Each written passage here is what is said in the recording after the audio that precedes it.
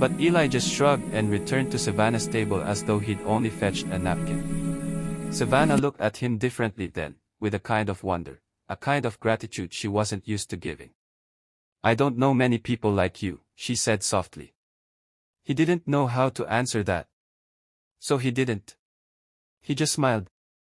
That night, after Savannah tucked Mila into bed and stood by her apartment window overlooking the shimmering city, she thought about Eli. About his quiet strength. His gentleness. His unpolished sincerity.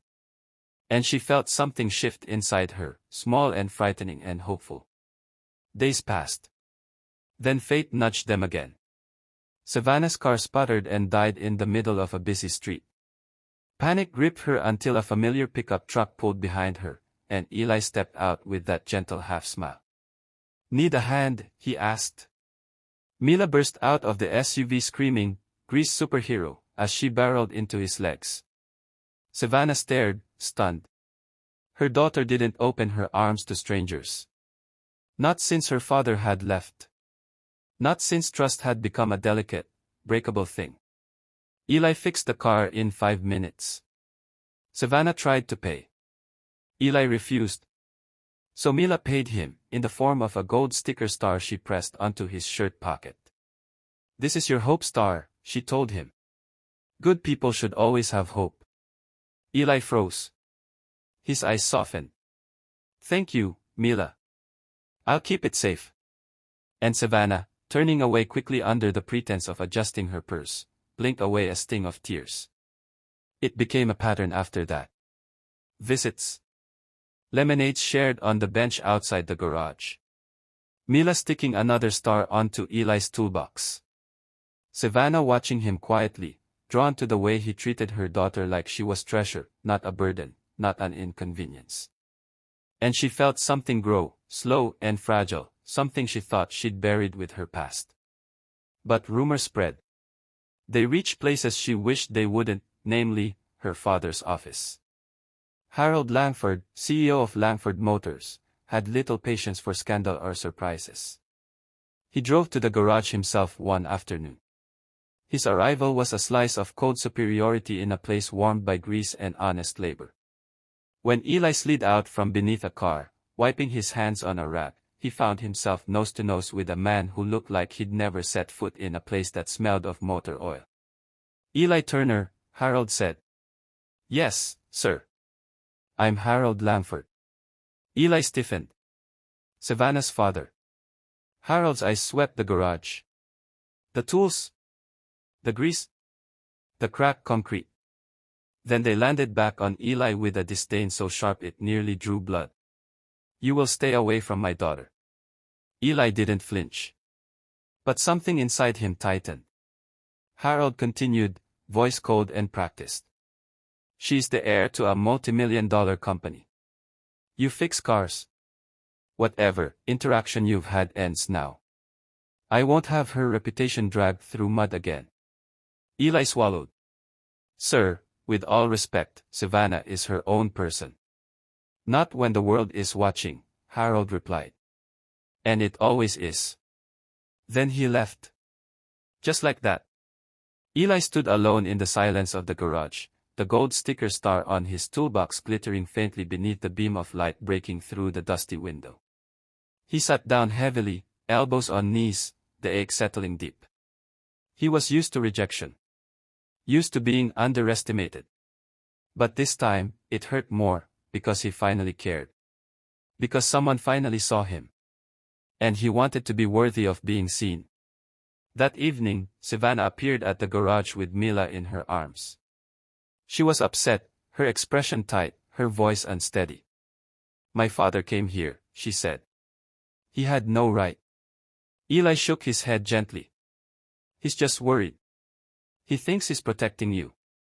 Savannah's eyes softened. "Eli, I don't need protection from you." Mila slid down from her mother's arms and ran straight to Eli, hugging his neck. "I like you," she said simply. "Mommy likes you too." Savannah's breath caught. The moment hung in the air, delicate as spun glass. Eli rested a hand on Mila's back, then looked up into Savannah's eyes. I don't want to cause trouble for you, he murmured. You're not, she whispered. You're the first thing in years that hasn't felt like trouble. Eli felt the words sink deep, anchoring themselves in places he'd never let hope reside before. Savannah stepped closer.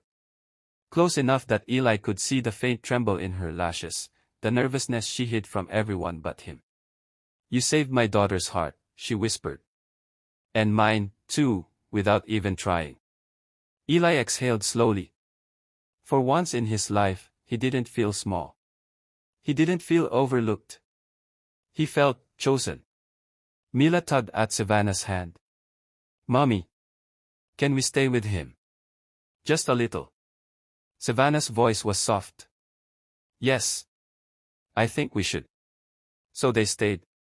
On a quiet evening in a small garage, amid tools and engine hums, a mechanic with gentle hands and a mother with a guarded heart sat beside each other while a little girl hummed happily in the space between them. Sometimes, beginnings don't look like firework displays or grand declarations. Sometimes, they look like two people sharing a silence that feels like safety. Eli glanced at the gold star still shining on his toolbox. He touched it lightly and smiled. Maybe good things weren't so far after all. And maybe, for the first time, they were coming for him. Midnight, they set up the poor mechanic on a blind date as a prank, but the CEO's daughter said, I like him. The town rested beneath soft autumn light that dripped lazily through the morning clouds. For most people, it was an ordinary Saturday.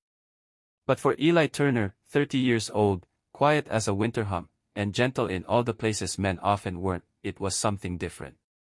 He stood in front of the small bathroom mirror of his modest home, smoothing the wrinkles from the only white button-up he owned. The faint stain on the sleeve, a reminder of fixing a little boy's bike months ago, would not scrub out no matter how much effort he'd given it. Still, he wore it with quiet pride. Eli didn't dress up often. He didn't date. He didn't chase attention. His days were spent fixing cars and caring for his aging mother, who insisted on baking for all the neighbors even though her hands trembled now. If he had a routine, it was as simple as breathing, and he never expected more from life than what it offered. But today was different. Today, according to a group of young office workers who often teased him for his simplicity, he was the winner of a Workers' Appreciation Blind Date program. He'd believed it. He'd actually believed someone admired him. His mother had cupped his face that morning, her thumb soft against his cheeks as she whispered, maybe it's time. Maybe someone out there sees what I see. Her faith made him stand a little taller. So he ironed his shirt. He cleaned his shoes. He combed his hair with nervous fingers. And he drove to the fanciest restaurant in town, Maison de Lumière, where chandeliers glowed like suspended moons and the marble floors reflected elegance he didn't feel he deserved. He waited at the table by the window. 10 minutes. 15. When she finally arrived, tall, stunning, wrapped in designer confidence, her gaze skimmed over him like a cold rejection slip. I don't think you're the kind of man I was expecting, she said, then walked away. Eli sat there for 5 seconds, his breath lodged in his chest like a stone. The humiliation came slow, like frostline creeping across glass. But then he exhaled and straightened. Guess it's dinner for one, he whispered. He ordered a pepperoni pizza, telling himself it was fine. Just another night. Just another disappointment. But life has a way of bending when least expected.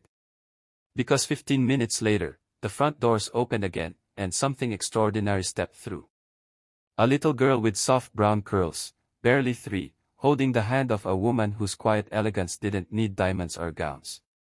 Her beauty was softer, quieter, touched by something weary but resilient. Her blonde curls caught the chandelier light as if made for it. The little girl tugged on her mother's hand, pointed directly at Eli, and announced in a voice bright as bells, "Mommy, I like him. Can we sit with him?" Eli blinked. Confused. Certain the universe was teasing him again. But the woman smiled apologetically. "I'm so sorry, she's very honest." Eli shook his head quickly. "It's all right. The woman hesitated, then nodded. If you don't mind, could we sit with you? Mind? He couldn't find the voice to dream of minding. They sat. Introductions were made: Eli, Savannah, and her daughter Mila, who had already decided he was her new best friend.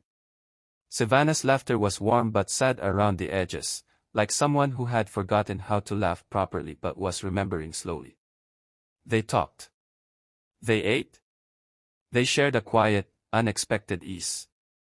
And when a child from another table began choking, fear froze the room, but not Eli. He moved with steady purpose, performing the Heimlich with the practiced calm of someone who simply wanted to help. When the boy finally gasped for breath and his mother cried into Eli's shoulder, applause rose around him.